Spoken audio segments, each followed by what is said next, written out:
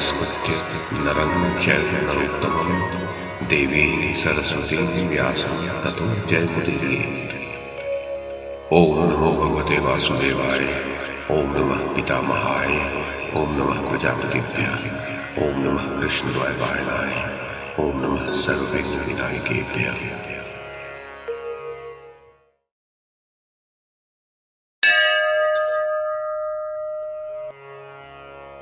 धृतराष्ट्र ने पूछा, संजय, आधी रात्रि के समय सूर्यपुत्र कर्ण तथा राक्षस घटोत्कच जो एक दूसरे से भिड़े हुए थे, उनका वो युद्ध किस प्रकार हुआ? उस भयंकर राक्षस का रूप उस समय कैसा था? उसका रथ कैसा था? उसके अश्व और संपूर्ण आयुध कैसे थे? उसके अश्व कितने बड़े थे? रथ की ध्वजा की ऊंचाई और धनुष की लंबाई कितनी थी? उसके कवच और शीर्ष त्राण कैसे थे? संजय, मेरे प्रश्न के अनुसार ये सारी बातें बताओ, क्योंकि तुम इस कार्य में कुशल हो। संजय ने कहा, घटोत्कच का शरीर बहुत बड़ा था। उसका मुख तांबे जैसा और नेत्र सुर्ख रंग के थे। पेट धसा हुआ, सिर के बाल ऊपर की ओर उठे हुए, दाढ़ी मूछ काली, कान खोटी जैसी, ठोड़ी बड़ी और मुंह का छेद कान तक फैला हुआ था। दाढ़ें तीखी और विकराल थी। जीभ और ओठ तांबे जैसे लाल लाल और लंबे थे। भौहें बड़ी बड़ी, नाक मोटी, शरीर का रंग काला, कंठ लाल और देह पहाड़ जैसी भयंकर थी। भुजाएं विशाल थीं, मस्तक का घेरा बड़ा था। उसकी आकृति बेडौल थी, त्वचा कड़ी थी। सिर का ऊपरी भाग केवल बढ़ा हुआ मांस का पिंड था। उस पर बाल नहीं उगे थे। उसकी नाभि छिपी हुई और नितंब का भाग मोटा था। भुजाओं में भुजबंद आदि आभूषण शोभा पाते थे। मस्तक पर सोने का चमचमाता हुआ मुकुट, कानों में कुंडल और गले में सुवर्णमयी माला थी। उसने कांसे का बना चमचमाता हुआ कवच पहन रखा था। उसका रथ भी बहुत बड़ा था। उस पर चारों ओर से रीछ का चमड़ा मढ़ा हुआ था। उसकी लंबाई और चौड़ाई 400 हाथ थी। सभी प्रकार के श्रेष्ठ आयुध उस पर रखे हुए थे। उसके ऊपर ध्वजा फहराती थी। 8 पहियों से वह रथ चलता था। उसकी घरघराहट मेघ की गंभीर गर्जना को भी मात करती थी। उस रथ में 100 अश्व जुटे हुए थे, जो बड़े ही भयंकर, इच्छानुसार रूप बनाने वाले तथा मनचाहे वेग से चलने वाले थे। विरूपाक्ष नाम का राक्षस उसका सारथी था, जिसके मुख और कुंडलों से दीप्ति बरस रही थी। वो अश्वों की बागडोर पकड़कर उन्हें वश में रखता था। उसके साथ रथ पर बैठा हुआ घटोत्कच ऐसा जान पड़ता था मानो अरुण नामक सारथी के साथ सूर्यदेव अपने रथ पर विराजमान हो। उसके रथ पर बहुत ऊंची गगनचुंबिनी पताका फहरा रही थी, जिस पर एक लाल सिर वाला अत्यंत भयंकर मांसभोजी गीध दिखाई देता था। वीरों का संहार करने वाली उस रात्रि में इंद्र के वज्र की भांति भयंकर टंकार करने वाले और सुदृढ़ प्रत्यंचा वाले, एक हाथ चौड़े एवं 12 अरत्ती लंबे धनुष को खींचता और रथ के धुरे के समान मोटे बाणों से संपूर्ण दिशाओं को आच्छादित करता हुआ घटोत्कच पूर्वोक्त रथ पर आरूढ़ हो कर्ण की ओर चला। ऐसे रथ पर सवार घटोत्कच को आते देख कर्ण ने बड़े अभिमान के साथ आगे बढ़कर तुरंत ही उसे रोका। फिर दोनों ने अत्यंत वेगशाली धनुष लेकर एक दूसरे को आहत करते हुए बाणों से आच्छादित कर दिया। दोनों ही दोनों को शक्ति और सहायकों से आहत करने लगे। वह रात्रि युद्ध इतनी देर तक चला मानो 1 वर्ष बीत गया हो। इतने में ही कर्ण ने दिव्य अस्त्रों को प्रकट किया। ये देख घटोत्कच ने राक्षसी माया फैलाई। उस समय राक्षसों की बहुत बड़ी सेना प्रकट हुई। किसी के हाथ में शूल था तो किसी के हाथ में मुग्धर। किसी ने शिला की चट्टानें ले रखी थी और किसी ने वृक्ष। उस सेना से घिरा हुआ घटोत्कच जब महान धनुष लेकर आगे बढ़ा तो उसे देखकर संपूर्ण नरेश व्यथित हो उठे। उसी समय घटोत्कच ने भीषण सिंहनाद किया। उसे सुनकर गज भयभीत होकर मूत्र त्याग करने लगे। मनुष्यों को तो बड़ी व्यथा हुई। तदनंतर सब ओर पत्थरों की भयंकर वर्षा होने लगी।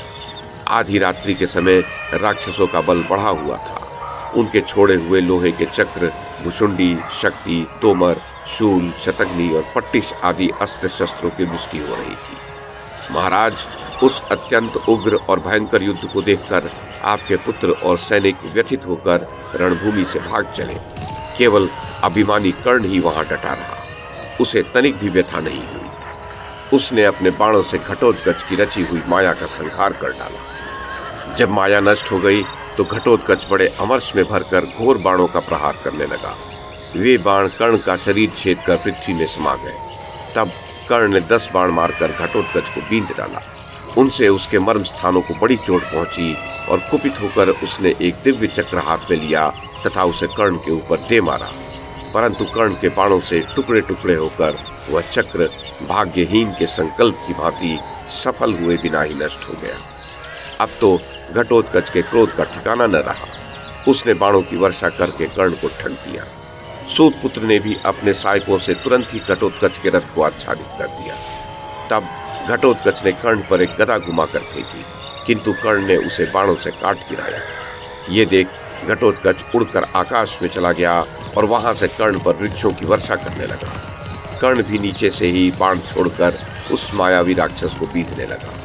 उसने राक्षस के सभी अश्वों को मारकर उसके रथ के भी सैकड़ों टुकड़े कर डाले। उस समय घटोत्कच के शरीर में 2 अंगुल भी ऐसा स्थान नहीं था जहां बाण न लगा हो। वह कांटों से भरा हुआ साहिल के समान जान पड़ता था। उसने अपने दिव्य अस्त्र से कर्ण के दिव्यास्त्रों को काट डाला और उसके साथ मायापूर्वक युद्ध करने लगा। वह आकाश में अदृश्य होकर बाण छोड़ रहा था। उसके बाण दिखाई नहीं देते थे। वह माया से सबको मोहित सा करता हुआ विचरने लगा और माया के ही बल से बड़े भयंकर एवं अशुभ मुंह बनाकर कर्ण के दिव्य अस्त्र निगल गया। फिर वह धैर्यहीन एवं उत्साह शून्य सा होकर सैकड़ों टुकड़ों में कटकर गिरता हुआ दिखाई देने लगा। इससे उसे मरा हुआ समझकर कौरवों के प्रमुख वीर गर्जना करने लगे। इतने में ही वह अनेक नए नए शरीर धारण कर सभी दिशाओं में दिख पड़ने लगा। देखते ही देखते उसके सैकड़ों मस्तक और सैकड़ों पेट हो गए। फिर शरीर बढ़ाकर वह मैनाक पर्वत सा दिखने लगा। थोड़ी ही देर में वह अंगूठे के बराबर हो गया। फिर समुद्र की उत्ताल तरंगों की भांति उछलकर वह कभी ऊपर और कभी इधर उधर होने लगा। एक ही क्षण में पृथ्वी फाड़कर जल में डूब जाता और पुनः ऊपर आकर अन्यत्र दिखाई पड़ता था। उसके पश्चात आकाश से उतरकर वह पुनः अपने स्वर्ण मंडित रथ पर जा बैठा। फिर माया के ही प्रभाव से पृथ्वी, आकाश और दिशाओं में घूमकर कवच से सुसज्जित हो कर्ण के रथ के पास जाकर बोला, सूतपुत्र खड़े रहना, अब तुम मुझसे जीवित बचकर कहाँ जाएगा? आज मैं इस सम्रांगण में तेरे युद्ध की श्रद्धा को पूरी कर दूंगा। महाराज, ऐसा कहकर वह राक्षस पुनः आकाश में उड़ गया और कर्ण के ऊपर रथ के धुरे के समान स्थूल बाणों की वर्षा करने लगा। उसकी बाण वर्षा को दूर से ही कर्ण ने काट गिराया। इस प्रकार अपनी माया को नष्ट हुई देख घटोत्कच पुनः अदृश्य होकर नूतन माया की सृष्टि करने लगा। एक ही क्षण में वह बहुत ऊंचा पर्वत बन गया और उससे जल के झरने की भांति शूल, प्रास, खड़ग और मूसल आदि अस्त्र शस्त्रों की वृष्टि होने लगी, किंतु कर्ण को इससे तनिक भी भय नहीं हुआ। उसने मुस्कुराते हुए दिव्य अस्त्र प्रकट किया। उस अस्त्र का स्पर्श होते ही उस पर्वतराज का कहीं चिन्ह विशेष नहीं रह गया। इतने में ही वह राक्षस इंद्रधनुष सहित मेघ बनकर उमड़ आया और सूतपुत्र पर पत्थरों की वर्षा करने लगा, किंतु कर्ण ने वायव्यास्त्र का संधान करके उस काले मेघ को तुरंत ही उड़ा दिया। इतना ही नहीं, उसने सहायक समूहों से समस्त दिशाओं को आच्छादित करके घटोत्कच के चलाए हुए संपूर्ण अस्त्रों का नाश कर डाला। प्रजापालक नरेश, तब भीमसेन के पुत्र ने कर्ण के सामने महामाया प्रकट की। कर्ण ने देखा घटोत्कच रथ पे बैठा आ रहा है। उसके साथ राक्षसों की बहुत बड़ी सेना है। राक्षसों में कुछ गज पर हैं, कुछ रथ पर हैं और कुछ अश्वों पर सवार हैं। उनके पास नाना प्रकार के अस्त्र शस्त्र और कवच दिखाई दे रहे हैं। घटोत्कच ने निकट आते ही कर्ण को 5 बाण मारकर बींध डाला और सब राजाओं को भयभीत करता हुआ भैरव स्वर से गर्जना करने लगा। तत्पश्चात घटोत्कच ने अंजलिक नामक बाण के प्रहार से कर्ण के हाथ का धनुष काट डाला। तब कर्ण दूसरा धनुष हाथ में ले आकाशचारी राक्षसों की ओर बाण मारने लगा। इससे उन्हें बड़ी पीड़ा हुई। अश्व, सारथी और गजों के साथ संपूर्ण राक्षस कर्ण के हाथ से मारे गए। जैसे प्रलय काल में भगवान अग्निदेव संपूर्ण भूतों को भस्म कर डालते हैं, उसी प्रकार शक्तिशाली कर्ण ने अपने बाणों द्वारा उसके अश्व, सारथी और गजों सहित उन राक्षसों को संतप्त करके जला डाला। जैसे पूर्व काल में भगवान महेश्वर आकाश में त्रिपुरासुर का दाह करके सुशोभित हुए थे, उसी प्रकार उस राक्षस सेना का संहार करके सूतनंदन कर्ण बड़ी शोभा पाने लगा। माननीय नरेश, पांडव पक्ष के सहस्रों राजाओं में से कोई भी भूपाल उस समय कर्ण की ओर आंख उठाकर देख भी नहीं सकता था। राजन, क्रोध में भरे हुए यमराज के समान भयंकर बल पराक्रम से संपन्न महाबली राक्षस राज घटोत्कच को छोड़कर दूसरा कोई कर्ण का सामना न कर सका। नरेश्वर, जैसे प्रदीपों से जलते हुए तेल की बूंदें गिरती हैं, उसी प्रकार क्रुद्ध हुए घटोत्कच के दोनों नेत्रों से अग्नि की चिंगारियां छूटने लगी। उसने हाथ से हाथ मलकर ओठों को दांतों तले दबाया और पुनः माया के बल से दूसरे रथ का निर्माण किया। उसमें गज जैसे बलवान एवं पिशाचों के से मुख वाले प्रखर गधे जुटे हुए थे।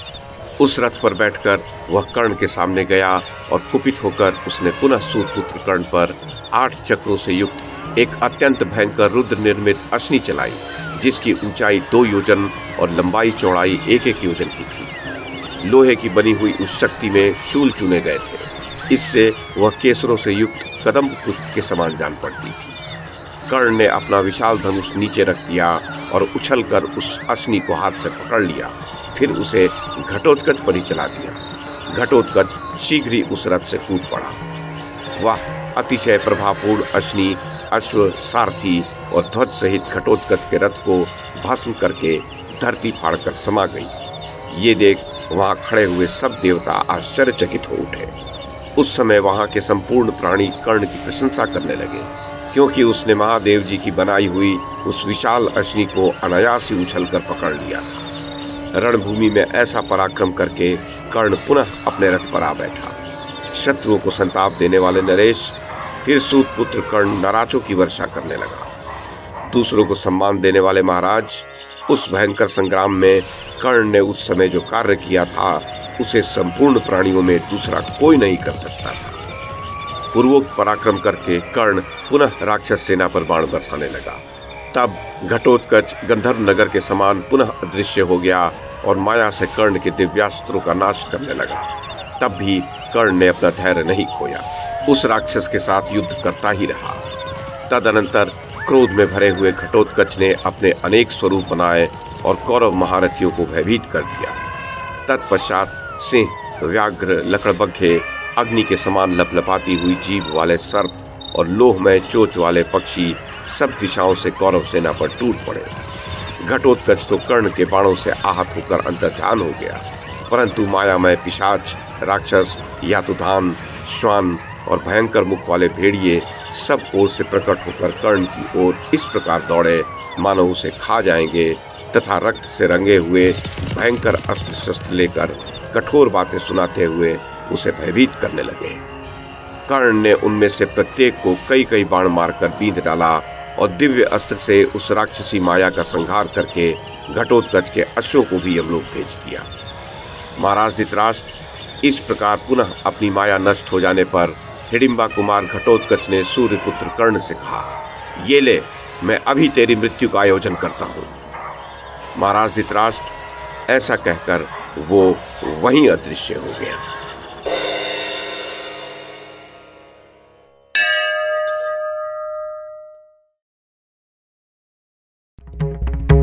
YouTube के माध्यम से महाभारत की कथा को एक श्रृंखला के रूप में प्रस्तुत करने का हमारा ये प्रयास यदि आपको सराहनीय लगा हो तो कृपया इस कड़ी को लाइक और शेयर करें, चैनल को सब्सक्राइब करें और बेल आइकन को दबाएं। साथ में अन्य लोगों को भी देखने के लिए प्रेरित करें। धन्यवाद और नमस्कार।